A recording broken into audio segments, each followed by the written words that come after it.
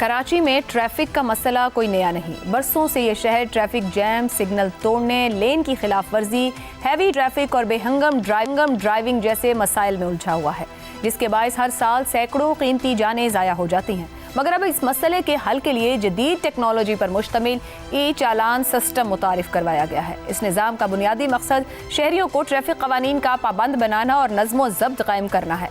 गुज़िश्ता एक हफ्ते के दौरान कराची में 28,000 से ज़्यादा चालान किए गए हैं, जिसकी मद में शहरियों से 25 करोड़ रुपए से ज़ायद के जुर्माने वसूल किए गए हैं।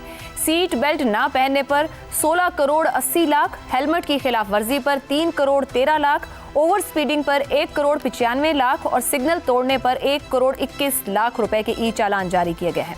ट्रैफिक कवानीन की खिलाफ वर्जी पर नए जुर्माने माजी की निस्बत कई गुना ज्यादा हैं, जो 5,000 से लेकर 1 लाख रुपए तक हैं। ये आदाद शुमार इस बात की निशानदही करते हैं कि इंतजामिया शहरी नज़्म ज़ब्त बेहतर बनाने के लिए सख्त इक़दाम कर रही है, लेकिन अवामी सतह पर रद्द-ए-अमल भी शदीद है। शहरियों के मुताबिक टूटी फूटी सड़कें, लेन मार्किंग का ना होना, नाक़िस इंफ्रास्ट्रक्चर और ख़राब सिग्नल्स के बावजूद भारी जुर्माने इंतहाई गैर मुनसिफाना हैं। हुकूमत और ट्रैफिक पुलिस की जानिब से ई चालान के नफाज से कबल कोई बाकायदा आगाही मुहिम नहीं चलाई गई।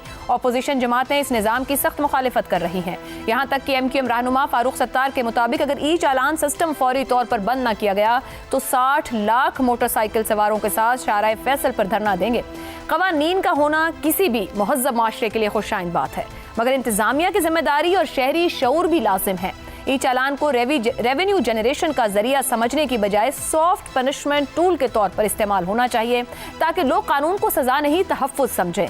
दूसरी जानिब शहरियों को भी ये समझना होगा कि ट्रैफिक कवानीन पर अमल करना उनकी अपनी और दूसरों की हिफाजत के लिए है, न कि हुकूमत की खुशनुदी के लिए।